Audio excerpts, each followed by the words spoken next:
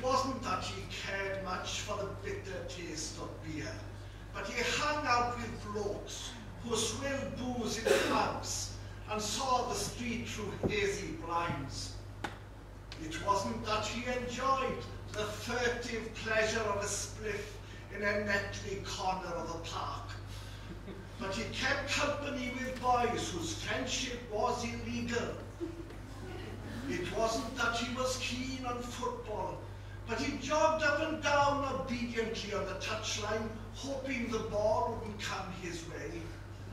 It wasn't that he was much interested in girls, thrusting their bras at him from posters, spreading their legs in jeans, but he hung out with blokes.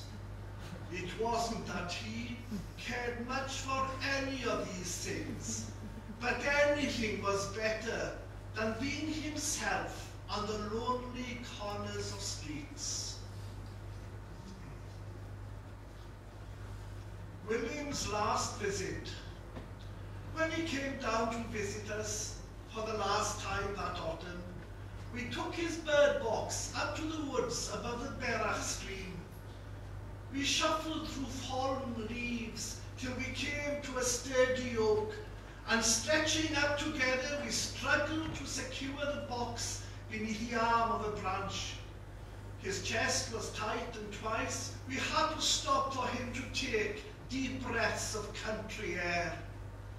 I expect a squirrel will get in once the birds start nesting, he said resignedly as we stood back to admire the box lodged safely in position.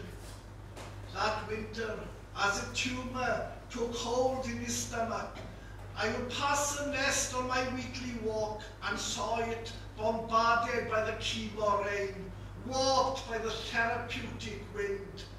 Till one evening in April I glimpsed a beak withdrawing into the hole, saw a leaf unfurling like a banner on the branch, heard the stream drowning the stones.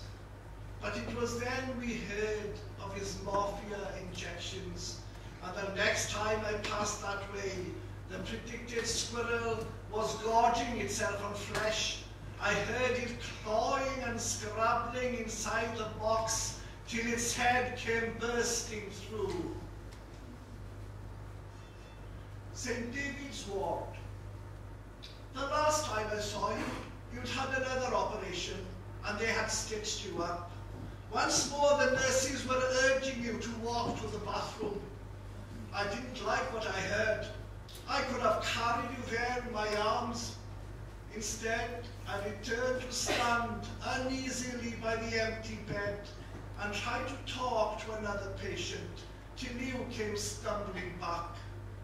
I don't know how you managed to smile at me, but smile you did and held my hand, as if to say the suffering that I bear is as nothing compared with the joy we've had together and apart.